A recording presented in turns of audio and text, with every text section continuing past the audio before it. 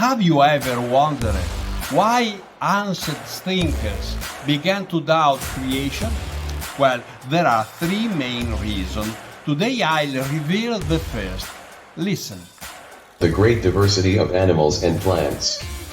When the first navigators began exploring distant lands, they ran up against nature's unfathomable variety.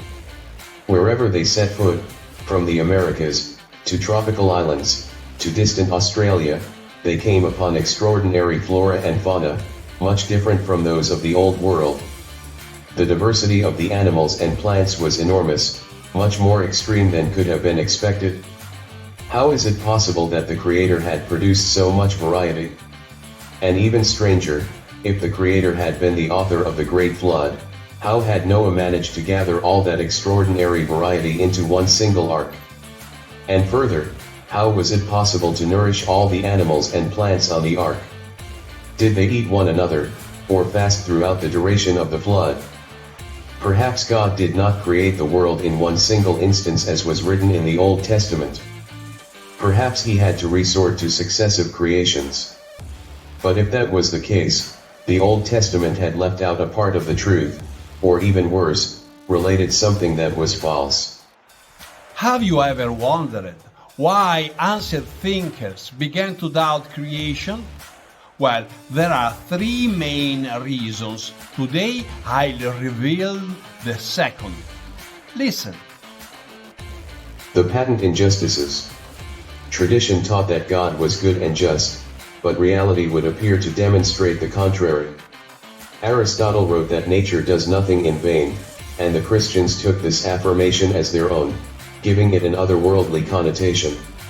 Nature was a divine design where nothing was left to chance, where all was perfect and everything had a purpose, a reason.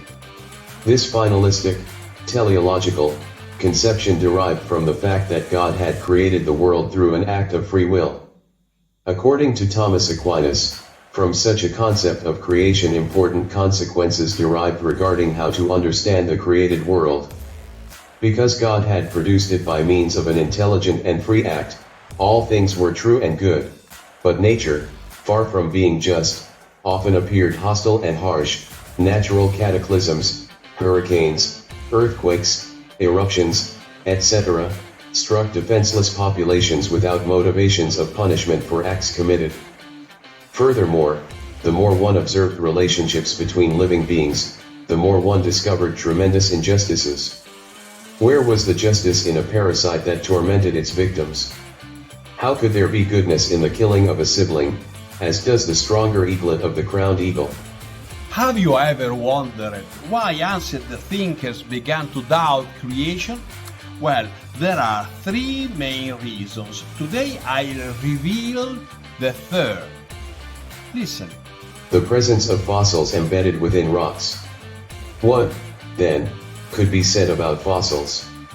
What were those strange formations, perfect copies of crania and bones of beings, often enormous and monstrous, surfacing out of certain rocks?